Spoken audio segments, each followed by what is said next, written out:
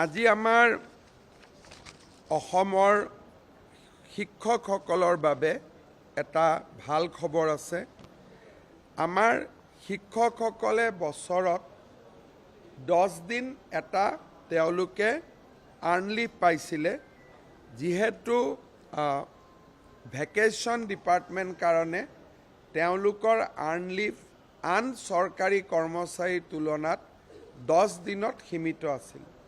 আজি আমি ৰাজ্যৰ শিক্ষকসকলক তেওঁলোকৰ আৰ্ণ লিভ বছৰত 10 দিনৰ জেগাত 15 দিনলৈ বৃদ্ধি কৰোঁ।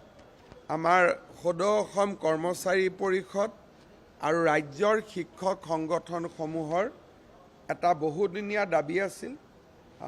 আমি এখন কমিটি গঠন কৰি দিছিলোঁ।